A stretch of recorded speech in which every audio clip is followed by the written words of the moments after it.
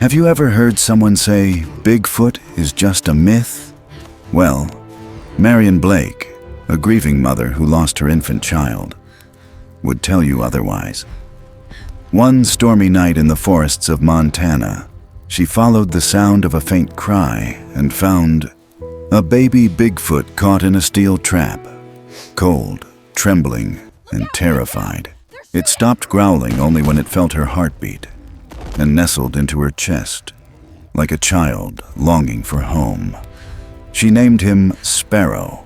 Against every rule, she raised him in secret, bottle-fed him, slept beside him, held him close like the child she thought she could never have again. But imprinting runs deep in Bigfoot. Once they see you as family, it's forever. This is a story not just of myth, but of motherhood. Of how the forest gave Marian not one, but 3 children to love. And how a woman who thought her heart had frozen found it beating louder than ever before. So, where are you watching from, dear listener? What's your name? And how far could this story travel if we shared it together? If this touched something in you, give it a like, subscribe, and let's grow a community of hearts who believe in Bigfoot and in love beyond blood. From the forest with warmth, we're sending you our gentlest hello. The autumn wind had a sharpness that cut straight through Marian Blake's jacket as she adjusted her tripod along the ridge overlooking Gallatin Canyon. Down below, the river coiled through the forest like a strip of hammered silver, barely catching the last of the day's light. The world had turned gold and ash, poplars shedding their yellow crowns, the pine line already heavy with the scent of snow to come. She hated how beautiful it was. Montana had no business being this beautiful when grief still clung to her like a second skin. She had driven up from Bozeman that morning, telling herself this trip was about work. The editor wanted rustic landscapes, moody skies, something for the winter travel issue. But the truth pressed harder than any assignment. She needed to be somewhere her child had never breathed. Somewhere her arms wouldn't instinctively reach for a weight that no longer existed. Somewhere her breasts wouldn't ache at the hour her baby used to wake hungry. The thermos clinked softly as she unscrewed the lid. Warm milk. She hated that she still brought it with her. Old habits from those 3 a.m. feedings that had no one left to serve. She took a swig, wiped her mouth, then froze. There it was again, that sound. Barely audible over the rustling trees and the murmuring wind. It wasn't an owl. It wasn't a coyote. It was thinner, softer, wrong. Like a baby. A crying baby. She stayed still for a moment, letting her eyes adjust as dusk spilled deeper into the forest. Then it came again, a fragile, broken whimper riding the back of the breeze. Her breath caught. Every muscle tensed, not in fear, but instinct, maternal instinct. The kind that doesn't die, even when your child does. She left the camera gear behind, took only her flashlight and the thermos, now half full. Her boots crunched through the damp leaves as she followed the sound downhill, branches clawing at her coat, shadows thickening with each step. A strange fog had begun to settle between the trees, curling like low smoke across the forest floor. The crying grew louder, ragged, urgent. Then it stopped. Marian paused at the edge of a small clearing. Her light flicked across the ground, and that's when she saw it. A shape, small, curled in on itself, covered in what looked like thick brown fur matted with blood, and a trap.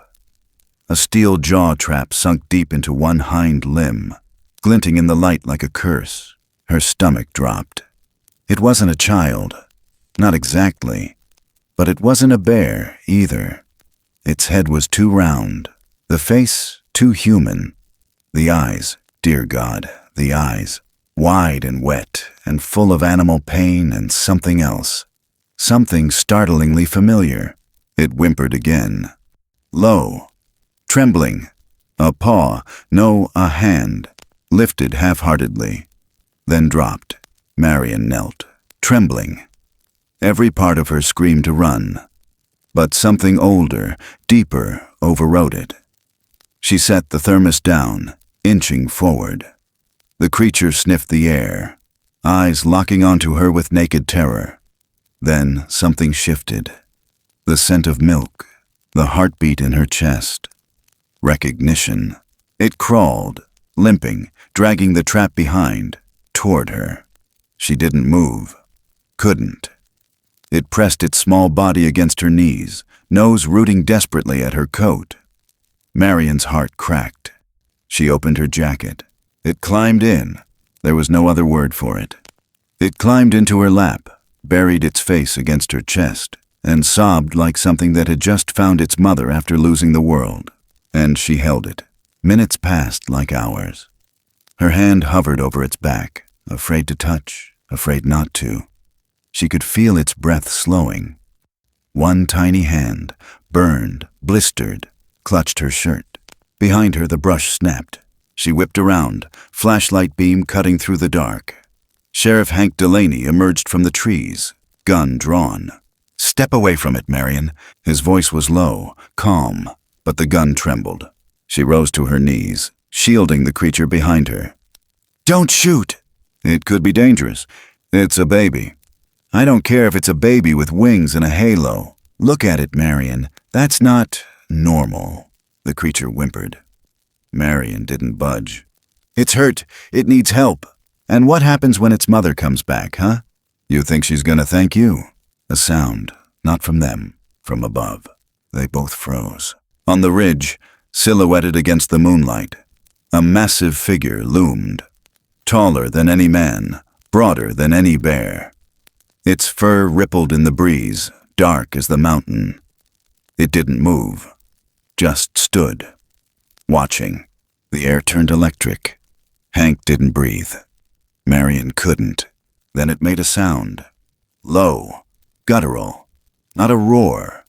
Something softer, sadder, almost like a song. The kind sung at funerals. Then it turned and disappeared into the pines. No charge, no rage, no rescue, just silence. Hank lowered the gun. Marian looked down. The little one had fallen asleep, cheek pressed to her chest, tiny body limp with exhaustion and trust. They didn't speak again as Hank helped her carry the creature back to her truck. The drive to the edge of her property was silent, save for the soft breathing against her skin. Back at her cabin, she laid it gently on a pile of old wool blankets by the fire. It didn't stir. She sat beside it, unable to move, unable to look away. Its small foot still bore the steel jaw mark. Blood crusted in patches across its side. Outside, the wind whispered through the trees. Inside, the fire crackled low. And in the quiet of that mountain night, Marian Blake, a woman whose heart had gone cold 3 winters ago in a hospital NICU in Denver, felt something warm flicker back to life. She should have been afraid. She should have called someone. She should have locked the door, packed her things, gone back to whatever passed for normal. Instead, she lay down beside it, pulled the wool tighter, let her body curl protectively around the strange, wounded child she'd found in the woods. In the dark, the creature stirred. One hand reached up blindly, fingers brushed her cheek, and Marian whispered, not to it, not even to herself, but to the memory of what once was and the hope of what might be. "I've got you." No answer came, but somewhere deep in the forest, a second shadow moved beneath the trees. Tall, watchful, silent. Not a threat, not yet. Just a presence, just a promise. And in that moment, in a cabin surrounded by miles of wind and wolva song and the ache of unsaid names, something ancient and fragile was born again. Not quite mother, not quite son, but close enough. The first snow came early that year, fine and dry like sifted flour. It dusted the pine needles, clung to the porch rail, and caught in the loose hair around Marian's temples as she leaned over the creature asleep by the hearth. He had stopped flinching in his sleep. That was something. But the wound on his foot still oozed faintly each morning, the metal of the trap having bitten deep enough to threaten the bone. She had tried the clinic in Bozeman, drove there with him wrapped in 2 blankets, his face tucked beneath her arm. But the moment she said the word, Bigfoot, the air shifted. "No," the vet said without even glancing up. "I'm not getting involved in that." "What do you mean, or that?" "I mean the forest laws, the wildlife code, the unspoken rules everyone up here lives by. You didn't see it, you didn't bring it in, and you sure as hell didn't touch it. But he's just a baby." "Then let his mother find him." She left. That's how it goes sometimes. She stood there longer than necessary. Long enough to feel the weight of the door being held open behind her. Long enough to know she was no longer welcome inside. By the time she got back, the wind had picked up. Her cabin windows rattled like bones in a tin cup. Sparrow, she had started calling him that, without saying it out loud, was curled in the exact same spot she'd left him. Only now his breathing had grown rapid, his little body twitching as though locked in fever. She dropped everything and scooped him into her arms. His head rolled, dazed. His lips moved but made no sound. She panicked, pressed the thermos against his lips. Warm milk again. Nothing. Then she remembered. The heartbeat. She yanked open her coat and pressed him to her chest, bare skin to fur. His ears were tucked behind folds of tangled hair. She could feel them against her sternum. 1 minute, 2. Then something shifted. A soft, desperate latch. A sound like a gasp. His small hand fisted in the hem of her sweater as he drank, slow at first, then hungry. He only calmed when he could hear her heart. From that night on, it became routine. Every few hours, like clockwork. He wouldn't accept milk from a bottle or from a bowl, or even warm from a spoon. Only pressed to her chest, as though it wasn't the milk that kept him alive, but the rhythm of life itself. The sound that said, "You are not alone anymore." She began to sleep sitting up. Wrapped in quilts, Sparrow curled against her sternum like an infant marsupial.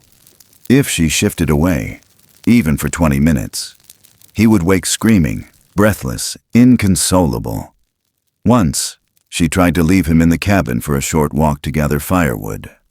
She returned less than 15 minutes later to find him thrashing, eyes wild, the floor wet with spilled milk and urine. It was that night she walked down to the old wooden bridge by the creek and stood there, exhausted, holding Sparrow against her hip like a mother worn down to bone. The stars were so bright it felt cruel. The wind carried faint bells, no chimes. She turned. A man was standing by the old cottonwood, wrapped in furs, with long black braids trailing down either side of his face. She'd seen him once before, years ago at a powwow in Crow Agency. His name came to her slowly, like a memory wading through snow. "Nathan," he nodded once. "You knew I'd be here?" she asked, barely above a whisper. "I knew someone would be." His voice was deep and sure, like water moving under thick ice. "And I felt a thread had been tugged." She turned so he could see what was bundled in her coat. He didn't recoil. Instead, he stepped closer, and for a moment, didn't speak. Just looked. At Sparrow. At her. At the way the little creature's fingers clung to her collar like a vine trusting its trellis. "I thought they were just stories," she said. "They are," Nathan replied. "But the stories are true." He gestured to sit beside her on the bench carved from driftwood logs. "The old ones," he began, "say that when a young one loses its birth mother before the second cycle of seasons, it will imprint on the next being whose heart it recognizes. And if that being is human." He looked at her for a long while. "Then the bond is not temporary. Not by half. It will follow you like your own shadow." She sat with that in her chest for a long time. It didn't feel like a warning. It felt like a truth she'd always known. Back at the cabin, she began writing again. Not for work, for herself. Pages filled with memories she hadn't dared touch. Feeding times, lullabies, the color of her child's first blanket. Now, Sparrow slept on that very cloth, the faded yellow ducks cradling a creature the world refused to name. Then came the letter. She found it stuffed between the porch screen and the main door one morning. sealed with the old company logo from Denver. Inside, polite language, empty condolences, and a clear ultimatum. Return to work by November 18th or face contract termination. They needed someone to cover Patagonia. The editor wrote like she didn't know, like she'd forgotten about the funeral arrangements and the quiet weeks that followed, like Marian hadn't mailed back every assignment, untouched. She stared at the envelope until her hands began to shake. Sparrow's cry came from the back room. She went to him, eyes still glassy, and scooped him up. He clung to her as always, breath warming her collarbone, heart racing to find hers. She hadn't told anyone she was here. Not really. No address, no phone. But somehow, the outside world still found a way to intrude. That night, she couldn't sleep. Outside, the wind shifted, colder than usual. When she stepped out with the lantern, she noticed them. Footprints, large, upright, leading in a wide arc around her cabin. She didn't scream. She didn't run. She followed them, just far enough to understand. They weren't new. They'd been showing up off and on since the first week. Only now, she paid attention. The spacing between the prints. The deliberate way they never came closer than the porch's edge. He was watching. Not the sheriff, not a hunter. Him, the figure from the ridge. The one who had walked away the night Sparrow had chosen her. He was still near. Maybe not to retrieve, not to threaten, to protect. She never saw him. Not then. But something in the stillness between the trees told her this was not a coincidence. The firewood was sometimes restacked. The traps she'd left near the riverbed, broken in half like snapped pencils. A deer carcass, half-eaten but unmolested, left within view of the cabin path. Warnings, gifts, hard to say, but clear in their meaning. You're not alone out here. Sparrow began responding to sounds in the night, clicking his tongue softly, mimicking the knocks and whistles that drifted through the trees. She wasn't sure if it was communication or longing. On the 8th day, he refused milk until she sat down and let him press his ear to her chest. Marian looked down at him, her sweater damp with sweat and milk, her body sore and unshowered. Her own reflection in the cracked window startled her. A woman older, stranger, more raw than she remembered, and yet whole. For the first time in years, something in her didn't feel broken. Later, as the storm rolled in and the wind howled against the shutters, Marian sat by the fire with Sparrow asleep on her chest, the flames casting shadows on the log walls. She didn't think of Patagonia. She didn't think of camera deadlines or airport gates. She thought of heartbeats, how they guide us home, how sometimes the forest chooses for you. And as the logs cracked and the embers shifted, a figure paused beneath the pines just beyond the reach of the lantern light, watching, waiting, knowing that what had been started would not, could not be undone. Not now, not anymore. And somewhere between dusk and snow, Marian whispered what she hadn't dared say since her baby died. "I'm still a mother."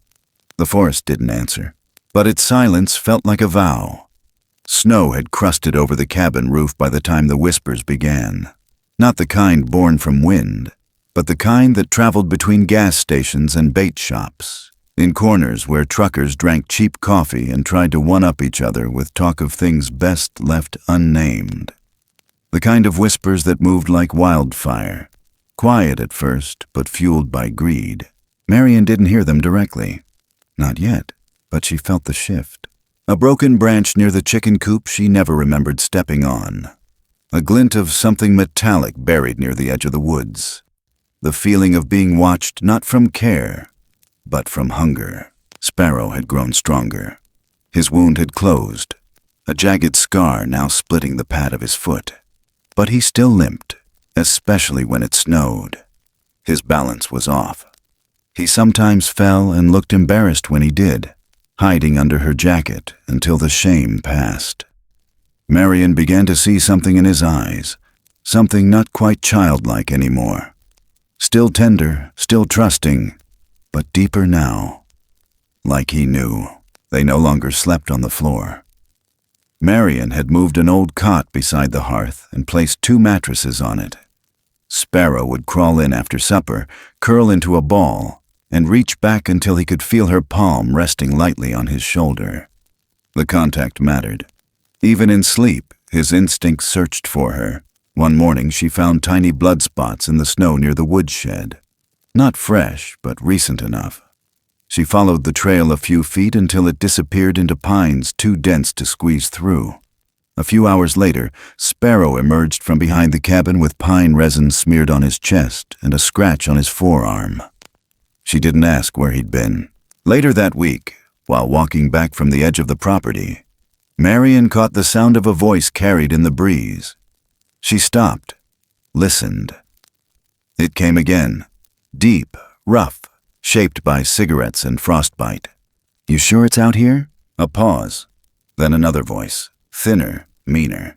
"Tracks don't lie. Something heavy, two-legged, could be a gold mine." She dropped to the ground without thinking, heart slamming against her ribs. They were close, closer than they should have been. Too far from the trail to be hikers, too quiet to be campers. She lay still until the voices moved on. That night, she built a fire outside, just past the porch, and stayed out long after Sparrow fell asleep. She didn't know what she was waiting for. Maybe a sign. Maybe the shadow she still hadn't seen clearly since that first night on the ridge. But it wasn't a shadow that came. It was Hank. Sheriff Delaney pulled up in his truck without headlights, parked crooked along the gravel, and stepped out with the weariness of a man who didn't want to be there. "You've got trouble." She didn't ask how he knew. "Word's spreading. Some guys down from Butte. One of them claims he saw something near your creek last month. Says it wasn't bear. Says it wasn't moose either. Says it walked like a man, but bigger." Marian kept her hands in her coat pockets. "You think they'll come back?" "They never left." She blinked. "They're camped less than 3 miles west. I tried telling them they're trespassing on unzoned land." They laughed. "They know about Sparrow?" "Not yet, but they're not dumb. You've got a fire going all night, footprints they can follow. They'll find something." Marian tightened her jaw. "What do I do?" Hank hesitated, then lowered his voice. "Leave. Pack your things. Tonight. Drive south until the mountains look different and don't look back." She didn't respond. "I'm serious, Marian. These aren't boys with BB guns. One of them killed a ranger back in Idaho. Got off on a technicality. They're here for money, not adventure." The wind picked up. It carried with it a distant owl call and the rustling of dry branches. Somewhere inside the cabin, Sparrow shifted in his sleep. "I'm not going," she said, barely louder than the fire. "I can't protect you. You shouldn't have to." Hank's face was unreadable in the dim light. He studied her a long moment. Then finally, he nodded once. Not in agreement, but in understanding, and left. The next day, Marian didn't take Sparrow out. She drew the curtains, kept the stove burning hot. Every time a pine cone dropped from the roof, she flinched. She didn't say a word when Sparrow reached up and touched her face, confused by her silence. In the afternoon, she found the first trap. It was small, hidden beneath a pile of loose brush by the outhouse path. Not like the one that had hurt Sparrow before. This one was meant for warning. Sharp, rusted teeth ready to snap. She disarmed it, threw it into the ravine, and then found 2 more near the stream bed. That night, when Sparrow refused dinner and curled up by the door instead of the bed, Marian thought maybe the fear had settled into his bones too. He didn't speak, not in words, but he'd begun making sounds when he felt unsafe. Whines, huffs, the occasional low growl. At dawn, the wind carried something new, the scent of wet pine and smoke. And under it, blood. Marian followed it, barefoot, coat over pajamas. She stepped carefully, avoiding the branches with muscle memory. Down the path, past the ravine, toward the edge where her property blurred into nothing. There, beneath a patch of winter fern, Sparrow stood motionless, one hand on a sapling, the other covering a scrape across his ribs. He looked up at her. Guilty. Beside him, in the snow, A strange bundle lay wrapped in woven bark. Not large, not heavy, just enough to carry what was inside. She knelt beside it and opened it slowly. Herbs, crushed moss, a paste that smelled bitter and ancient. It wasn't left by accident. She looked back at Sparrow. He nodded toward the trees. And she knew. The Watcher had returned. Not to threaten, not to take him back, but to help. They weren't alone. Not truly. That night, she cleaned the wound, applied the poultice. Sparrow didn't flinch. He watched her with eyes that had seen too much. She didn't ask why he left the cabin. She didn't scold. She just held him. And when the moon climbed high enough to light the window, a sound echoed through the valley. Low, rhythmic, 3 knocks spaced just so. Not random, not wind. A message. She stepped outside, looked toward the trees, and nodded once. "I hear you," she whispered. Inside, Sparrow had already fallen asleep near the door again, as if waiting to defend it with his own body. She knelt, brushed the hair from his brow. If they came for him, truly came, she wasn't sure what she would do, but she was sure she wouldn't run. Not now. Not when the creature in her care had begun to call her with the same softness he once used for his birth mother. Not when the forest itself was beginning to answer back. And somewhere in the darkness beyond her reach, men with maps and flashlights plotted lines across the land like it was theirs to carve. Their boots moved without reverence. Their words stank of ownership. But they didn't understand. You can't hunt what was never yours. You can't buy what doesn't want to be found. And the forest, when it loves you back, has ways of protecting its own. The frost returned before Marian was ready for it. Overnight, the woods changed. What was soft became brittle. What was gold turned to gray. Even the air smelled different, emptier, colder, like it had stopped believing in spring. Inside the cabin, Sparrow still slept close, his limbs longer now, his breathing heavier. She had noticed it in the past few weeks, how quickly he was growing, his shoulders broadening, his steps more sure. But still, he couldn't sleep without her heartbeat, couldn't eat unless she was within arm's reach. There was no denying the imprint was complete. But Denver didn't care about that. The letter came again. This time more formal. Legal even. Final deadline. Last opportunity. Return by Friday or forfeit the contract. And if she forfeited it, she forfeited everything tied to it. Health coverage. The photography grant she'd fought years to get. The last piece of her name still existing in the world of work. She sat at the kitchen table, the paper trembling in her hand, as Sparrow pressed his face into her knee, making that soft chuffing sound he used when he was confused by her stillness. She tried to talk to him that night, whispered into his fur as he lay curled beneath her arm, told him about airplanes, about cities full of strangers, about how there were places where trees didn't grow taller than houses. He didn't understand, of course, but she needed to say it anyway. The way parents sometimes speak to babies, not because they expect comprehension, but because silence hurts more. The next morning she tried the cot. She piled it with blankets, rubbed one against her skin first to transfer her scent, placed it by the fire. Sparrow watched her from the floor, expression unreadable. She patted the bedding gently. "Try it tonight, baby," she said, forcing a smile. "Just for a few hours." At first, he obeyed. Laid down, back turned, tail curled tight. She turned off the lantern, climbed into her own bed for the first time in months. 10 minutes passed, 15, 20, then a rustle. By the time she sat up, he was already crawling onto the mattress, shoving his head under her chin, trembling. Not from cold, but from panic. His heartbeat raced like a drum against her ribs. She held him through the night, said nothing.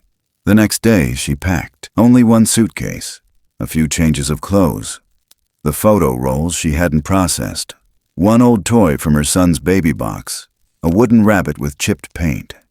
The rest, she told herself, could stay. Just a temporary trip. 2 weeks, one story, maybe less.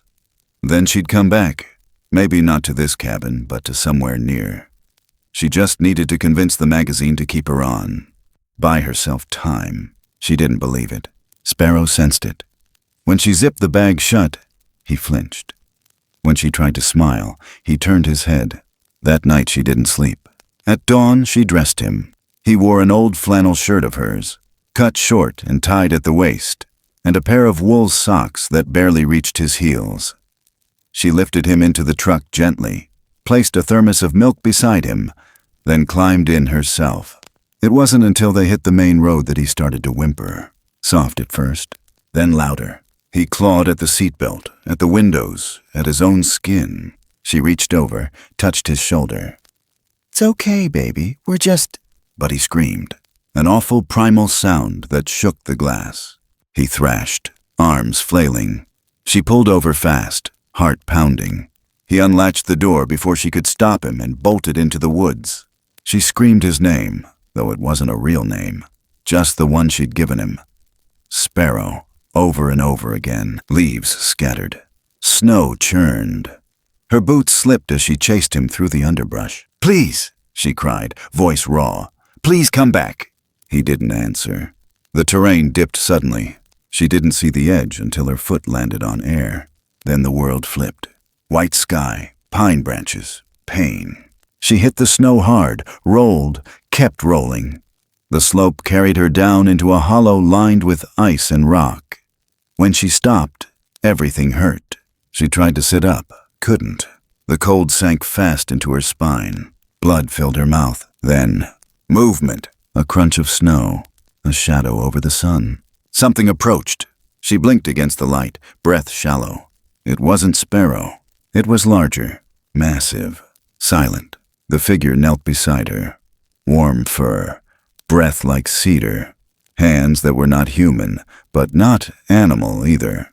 It was him, the one from the ridge, the one who watched.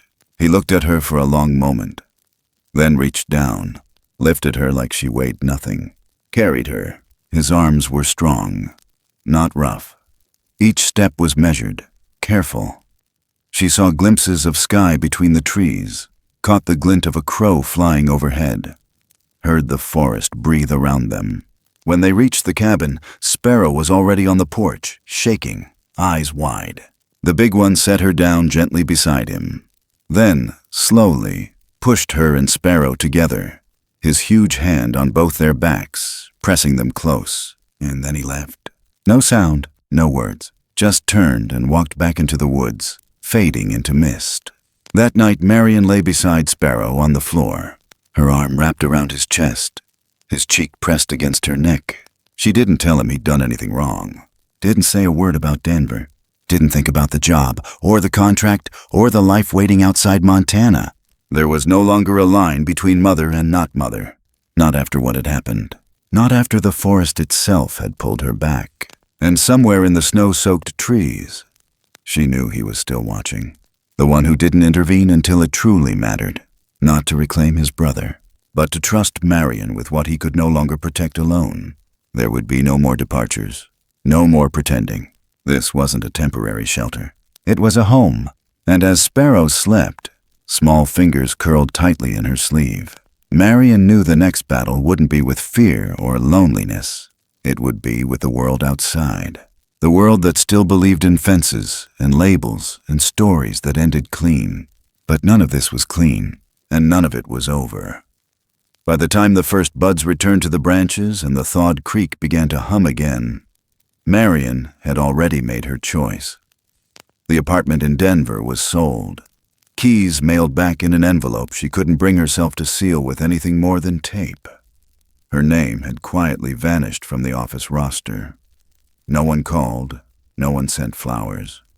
The world she'd left didn't ask if she was still alive. It simply kept spinning. But in this cabin, nestled deep in the breathing ribs of Gallatin, something far more alive had begun to grow. Sparrow was no longer small, no longer trembling.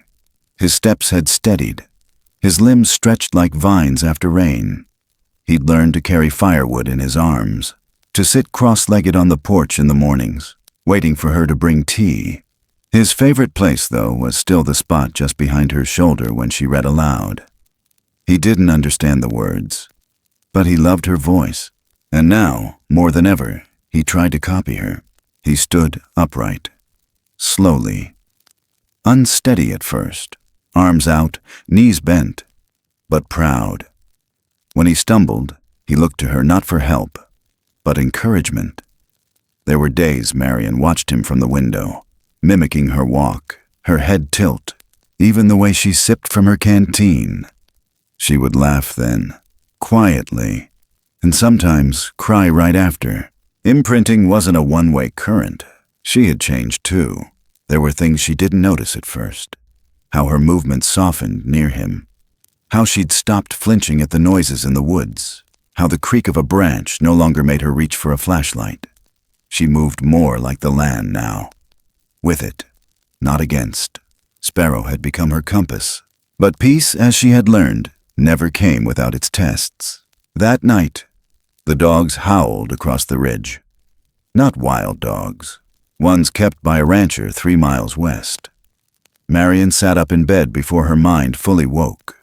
She felt the chill not from air, but from instinct. Sparrow stirred, restless, eyes wide before any sound hit the porch. Then it came, a thud. Sharp, blunt, from wood against wall. She moved fast, pulling him down beside her behind the old chest freezer. The power had long since gone out. No hum, no lights, just breath and firelight flickering low. Outside, footsteps. Not one. More. Then silence. She dared peek through the slit in the curtain. A shadow moved beyond the tree line. Another one closer. She reached for the flare gun kept beneath the floorboard, loaded months ago on a quiet afternoon when her hands couldn't stay still. She held it close but didn't fire. Then a window shattered. Sparrow jerked. His body moved instinctively in front of hers. There was a voice outside, harsh, southern twang. "We know what's in there, lady. No sense in pretending." Another voice, louder, laughing. "Come on out. We ain't here to hurt you, long as you don't fight." Marian stayed still, her heartbeat loud in her ears. She looked at Sparrow, crouched low, mouth pulled into a sharp line. He didn't look like a baby anymore. She whispered, "Stay here," and began to crawl toward the front door. But before she could reach the latch, a sharp crack echoed through the room. A bullet. It tore through the cabin wall. Splinters rained down like angry snow. Sparrow roared, a deep, rising, inhuman sound that shook the window panes. Marian turned just in time to see him leap toward her. Not to escape, but to shield. Another shot. It hit something. A yelp. Sparrow dropped. She screamed. Everything after that moved like water. She crawled to him, blood on his arm. A graze, maybe worse. He whimpered, eyes wild with confusion, with pain. She wrapped her arms around him, pulled him close. More footsteps outside, a crunch of boots. She looked down, and for the first time since holding her real son in the hospital, she broke open. Her body shook, tears hot on Sparrow's fur. Her voice cracked. "Please, please don't take him." But they never entered. Something shifted outside, something big. She heard it, heavy movement, branches cracking, a low, distant growl that didn't come from Sparrow. The men cursed. One shouted. Then more sounds, this time not human. Deep knocks, answered in rhythm. The forest came alive. And then, silence. The kind that only exists when a predator has taken the breath from the air. The footsteps vanished. The truck engine screamed to life and peeled off in a hurry. Marian didn't move, not for a long time. She held Sparrow in her arms, rocked him.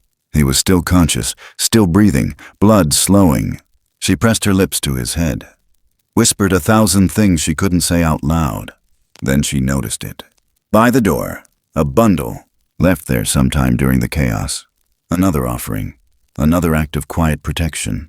This time, wrapped in thick bark and pine sap, was a root she didn't recognize, and a cloth soaked in something bitter. She didn't hesitate. She crushed it, heated it, pressed it gently to Sparrow's wound. He winced, then relaxed, and outside, somewhere in the trees, she swore she heard it again. The same sound from the ridge, low, vibrating, not language, but meaning. He had watched. He had answered. He had sent them running. And Sparrow had stood for her, taken a bullet for her, like a son for his mother. Later that night, as the fire crackled and the cabin filled with smoke and peace, Marian stared at her hands. They trembled, not with fear, but with the weight of knowing there would be no going back now. Not for her, not for Sparrow, not for whatever bond had grown stronger than blood. She rose slowly, walked to the porch. The sky above Montana was black velvet, cut open by stars. She knelt, pressed her palm to the wood, whispered into the dark, "Thank you." And somewhere far off, the trees answered back. By the time the aspens turned green again and the mountain air lost its bite, Sparrow had grown taller than her chest and stronger than any child his age might have been. He still leaned into Marian whenever she sat still traced the hem of her shirt with his fingers when he was sleepy. But there was something different now. A new rhythm pulsing through him. A restlessness that came not from fear, but from blood, from instinct. He had started leaving the cabin before dawn, returning with pine needles tangled in his hair, dirt under his nails, the smell of river water on his fur. At first, she thought it was just spring, that deep animal pull to move, to climb, to test the world again. But then came the sounds. At night, when the wind quieted, Marian would hear Sparrow sitting by the window, clicking his tongue, mimicking something distant, a pattern, a call. It wasn't random. He was answering someone, and whoever was calling was waiting. She didn't stop him. Not right away. She just watched, listened, noticed how his posture had changed, more upright, more sure. But his eyes were still his. Until one evening when the woods went too quiet. No owls, no rustle of deer, just stillness. Sparrow had left after breakfast, bounding toward the southern ridge, not even looking back. She let him. Trusted the forest by now. Trusted that unseen bond that always brought him home. But as night fell and he didn't return, that trust began to shake. By midnight, she was already lacing up her boots. By 2 a.m., she was deep in the woods with a lantern swinging in her hand and 1,000 worst-case prayers circling her throat. And then she heard it, a low, rhythmic thrum, like a bass drum from deep underground. She followed it, through branches, across frozen puddles, into a clearing she had never dared enter. That's where she saw them. Not one, two. Figures, massive, upright, moving slowly through the trees. And in the middle, Sparrow. Not in danger, not afraid. Walking, willingly. One of the figures paused, turned. The moon caught its face. Marian stopped breathing. Not the same one who'd saved her in the snow. This one, older. Eyes dulled by grief. Shoulders heavy with something more than weight. A female, barely standing. She looked down at Sparrow, then back at Marian, and let out a low, croaking exhale. Then she collapsed. The male caught her, cradled her as gently as any man would hold a dying sister. Sparrow ran to Marian's side, breath ragged, eyes wide. She knelt, gathered him close. "You're okay," she whispered, over and over, though she wasn't sure if she meant him or herself. The male approached slowly, stopped just short of the firelight. From behind his back, he pulled something swaddled in bark and wool. Not something, someone's. 2 of them. Tiny, no bigger than loaves of bread, barely moving. Their chests rose and fell in fast, shallow puffs. They weren't newborns, but they were close, and they were motherless now. He didn't offer them. He placed them right in front of her feet, then looked at her, directly this time, and stepped back. She understood, not as a request, not even as a burden, but as a truth. You're their mother now. She didn't cry. Not then. She couldn't. She picked up the first one, then the second, and tucked them against her chest, one on each side. They didn't cry. They just shivered. One of them tried to nurse on her sweater. The other had a small cut on its cheek. Sparrow stood beside her, silent, and in that moment, Marian felt her chest expand in a way it hadn't since the funeral. Not from grief, not even from love, from belonging. The male turned and disappeared into the woods, cradling the body of the fallen female. Not a goodbye, not an end, just a continuation. Back at the cabin, Marian cleaned the little ones with warm cloth and the same care she once gave to Sparrow. They were different, less sturdy, more delicate. One had a bad cough. The other refused to sleep unless touching the other's fur. She stayed up all night, Sparrow curled up nearby, wide awake, not blinking. He knew. These were his kin, and now, his siblings. The next morning, she heard the rumble of a truck engine before she saw the tires. Sheriff Hank's cruiser pulled up fast. His face was white. "There's more traps," he said without stepping out. "Closer to your cabin than ever before. Some made of copper wiring. You know what that means?" She nodded. "Poachers. Professional ones." He rubbed his temple. "They've been asking around. Not just hunters, out-of-staters. Military types, maybe. I caught 2 of them scoping the ridge. I told them there was nothing here. Told them I'd shoot first and file paperwork later. And they smiled." She clenched the doorframe. "So what now?" Hank looked away. "Now? You don't leave those kids alone, not even to breathe." As he turned to go, she grabbed his arm. "Sheriff, if something happens to me—" "Don't," he said sharply. "Don't you talk like that. They'll come again. I can feel it." He hesitated, then sighed. "I'll sleep in the truck tonight, in case they try anything." That night, as the fire crackled and the new ones whimpered against her chest, Marian looked around the cabin and realized it was no longer just hers. There were 3 of them now. 3 children, 3 beating hearts tied to hers by no blood. Only choice. Only love. Sparrow lay on the floor nearby, eyes half closed, arms wrapped around his knees. He looked older, like he understood the weight of what they all carried now. She reached out a hand. He placed his on top of hers. And for the first time, she didn't feel like a woman running from a past. She felt like a mother preparing for war. The fog rolled in thick before dawn, curling around the trees like breath from an ancient mouth. It clung low to the earth, muffling sound, hiding movement. The kind of fog that made you feel like the world was holding something back. Marian stood on the porch, her arms wrapped around the twins, her eyes scanning the woods, heart already beating faster than the cold could explain. Sparrow stood beside her, still as stone, bigger now. His head almost level with hers, fur bristling at the base of his neck. He hadn't slept. None of them had. Not really. The forest had gone quiet the night before. Too quiet. No birdsong, no insects, not even the slow cracking of branches in the wind. Just silence. That unnatural kind that fills the space right before something breaks. She felt it before she saw it. A pressure in the air, a weight. Then headlights blinked once through the trees, low and sweeping. Then again closer. Tires moved over rock, slow and deliberate. She grabbed Sparrow's hand and whispered, "Inside." He didn't move. He didn't blink. And then they came. 3 trucks, dark green, one with the license plate ripped off. 4 men stepped out. Not the same ones as before. Worse. One held a rifle as long as his arm. Another wore hunting goggles, scanning the treetops as if expecting monsters to drop from above. The third carried a handheld recorder, pressing buttons like he was documenting history. The last was the quiet one. No weapon, no movement, just watching. He looked at Marian with the eyes of someone who had hunted things that didn't exist on paper. She felt her throat tighten. The baby squirmed in her arms. Sparrow growled low, a sound from the base of his gut, deeper than before. The men heard it. 2 of them smiled. "I told you," the one with the goggles muttered.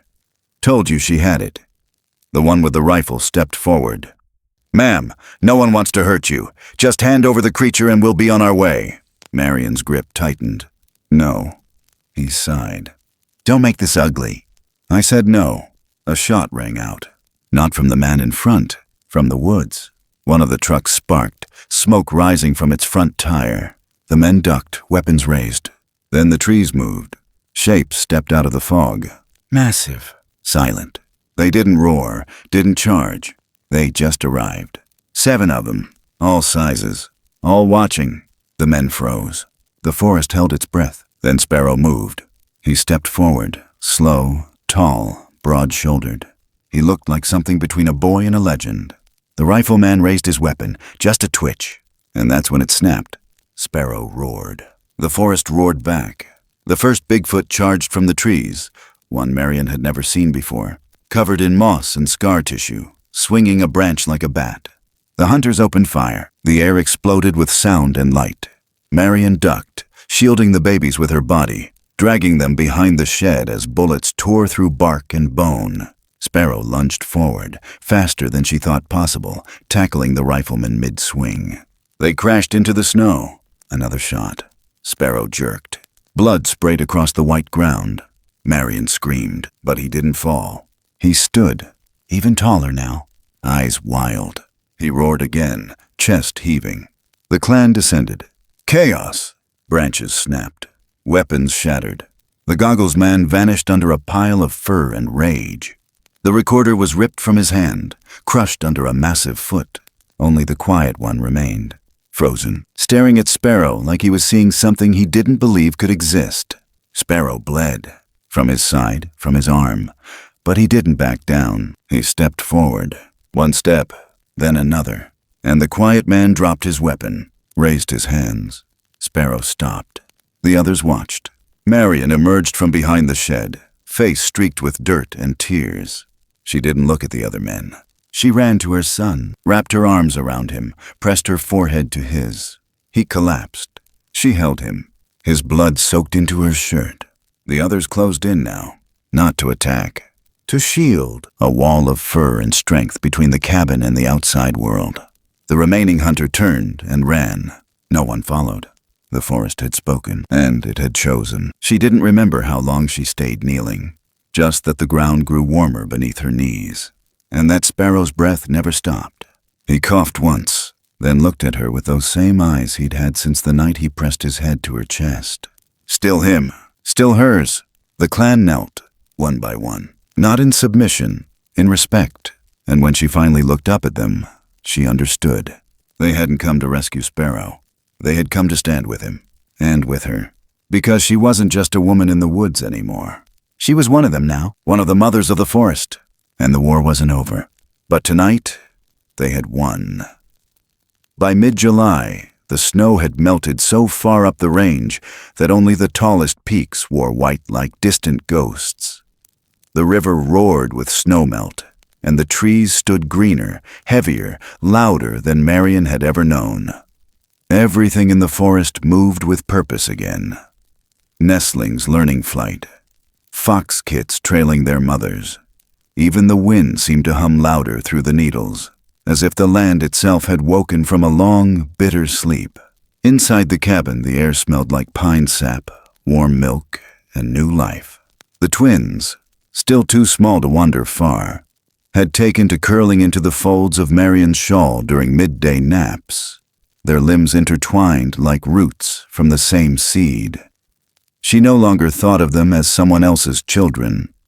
She no longer remembered the line that used to separate what was hers and what was not. Sparrow had healed, but the scar across his side remained, a jagged pink line that rose when he stretched, as if to remind the world of his choice. He didn't limp. He didn't flinch. He watched over the cabin like a sentinel now, sleeping near the door each night, and every dawn, he walked the perimeter with slow, deliberate steps. Sometimes he knocked gently on the trees before returning. 3 short raps, waiting in stillness until another rhythm answered back. The clan hadn't vanished. They had merely retreated deeper into the wild. But Marian could feel them. The way you feel a storm coming even when the sky is clear. The way you know someone is watching even before they step out from the trees. Sparrow would return with signs. A feather left on the stump near the shed. A fresh bundle of herbs tied in birch bark. Once, an obsidian stone, smooth, sharp, placed gently beside her boots. It was never a gift.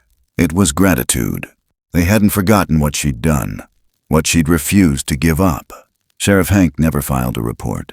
He had stood beside her that night, after the gunfire, after the men ran, after the clan returned to Shadow and said one thing only, "You keep this quiet, I keep this buried." She had nodded, and that had been that. Now, each time he stopped by, it was with a cooler full of eggs or a jerry can of gas or old flannel shirts from his father's closet. He never asked about the children, never used the word creature, just nodded once toward the porch, then walked back to his truck. The understanding between them didn't need words. It had become something deeper, something sacred. That summer, Sparrow began to speak, not in English, not fully, but in gesture, in sound, in rhythms that shaped meaning. He mimicked her voice, tried to copy the rise and fall of her phrases, said things like "ma," with a fullness that made her chest tighten. When he brushed her cheek with his knuckles and whispered that word, it wasn't imitation anymore. It was belief. And with time, the twins began to mirror it too. Every night, Marian would cradle them on either side of her chest and hum. Not lullabies, not really. Just the soft humming of breath, of being, of presence. And they would fall asleep pressed to her. Sparrow curled at her feet like a watchful brother. One morning she woke to find him not inside. The door hadn't creaked. The floor hadn't shifted. He had slipped away quietly, like mist. But she wasn't afraid. She made coffee, fed the twins, sat on the porch, and waited. He returned hours later, his fur damp, his hands cut. But in his arms, 2 small bundles, moss-wrapped, breathing, orphaned. Again, she stood, walked forward, took one in each arm without a word, then wrapped him in the same embrace. He didn't need to explain. The world was still cruel, but not everyone had to be. That night the clan came. For the first time, not hidden, not half-shadowed by tree trunks. They stepped fully into the clearing. 5 adults, 1 limping, 1 old, and behind them, more children, taller, slower. The circle they formed around the cabin was not tight. It was open, and Marian stepped into it with Sparrow at her side and 4 infants tucked against her. There was no speech, only movement, only touch. One of them, gray-furred, scarred across the brow, knelt before her and pressed a hand to her chest. Not hard, just enough to feel the beat, then stepped back. Another approached the twins, sniffed, nudged, then laid a sprig of something yellow and pungent at their feet. For fever, Marian realized. She didn't know how she knew. She just did. Nathan Two Rivers appeared just after dusk. No truck, no sound, just his silhouette beside the fire pit she hadn't lit in weeks. He didn't smile when she saw him, didn't bow, just opened his palms. She walked toward him, unsure what to say. He nodded slowly, eyes on the figures beyond the cabin. "You've done more than most." "I didn't do it for them," she said quietly. "I know." She looked at Sparrow, now standing behind the clan, half man, half memory. "He chose me, and now they have too." Nathan stepped closer. "The forest remembers love, even when men forget." He handed her something small, a tooth, polished smooth. Not a weapon, a token. "To mark your place," he said. Place. He gestured to the woods, to the cabin, to the sky above them, among the mothers of the old world. She held the tooth tight in her palm until it warmed, then tucked it in her pocket without a word. The next morning the cabin felt different, the air lighter, the ground softer. Sparrow sat beside her on the porch with one of the twins in his lap, both of them blinking at the rising sun like it was something they hadn't seen before. She put her hand on his shoulder. He turned, leaned his head gently against her. The others slept inside, breathing in time. Beyond the trees, the forest buzzed with life. The clan had left again, fading into the green like smoke. But they weren't gone. They never would be. Nathan had said something as he left, a phrase she couldn't stop replaying. The forest never forgets the ones who love it back. And neither would she. Because in the quiet of that morning, in the golden hush before the world stirred, she understood what she had become. Not just a mother, not just a protector. She had become the space between worlds, the bridge between the unseen and the undeniable. She didn't know what would come next, didn't need to, because whatever came, they would face it together. Sparrow, the twins, the orphans, the clan, and her. A woman who had once come here to disappear, but had instead been found. And in the hush of the mountain's breath, as the sun poured through the pines like forgiveness, Marian Blake sat in the center of it all. Alive, belonging, home. Sometimes the most powerful stories aren't the ones shouted from mountaintops, but the ones whispered beneath the trees, where roots grow deep and time moves slow. Stories that don't begin with answers, but with aching questions. Stories of people who lose everything they thought defined them, only to find something far more true, buried in the silence between heartbeats. In a world that often tells us to harden, to push forward, to forget, there is something quietly defiant about choosing tenderness, about choosing to care for something fragile when it would be easier to walk away. There is something ancient in that kind of love, something wild and something holy, because love, real love, is not limited by blood or name or even species. It isn't bound by what the world recognizes. It grows in the places the world overlooks, in the quiet decisions, in the everyday sacrifices, in the hands that stay when everything else has walked away. What if family was never meant to be a shape, but a feeling? What if belonging wasn't a matter of where you came from, but who stayed when it hurt? This was never a story about creatures in the woods or strangers at your door. It was always a story about the sacred act of staying, about choosing to stand between harm and the innocent, about becoming something more than what pain tried to make you. And maybe, above all, about the truth that echoes through every forest, across every mountaintop, behind every heartbeat. That kindness is never wasted. That love, once given freely, takes root in places no one can erase. And that sometimes, the greatest thing we can do is simply refuse to turn away. Because there is a kind of motherhood, not tied to gender, but to spirit, that stretches across silence, across fear, across the lines that divide us. A kind of fierce, wordless love that says, you are not alone anymore. If you felt something in this story, if it touched even a quiet part of you, I invite you to share your thoughts in the comments. Your voice matters here. Every feeling, every memory, every echo of your own journey. And if you'd like to be part of a growing circle of people who believe in gentleness, in second chances, in the mystery of wild things and wilder love, please like and subscribe. It helps us keep telling these stories, and it helps remind the world that somewhere out there, someone still cares. From the deepest part of this forest heart, thank you for listening.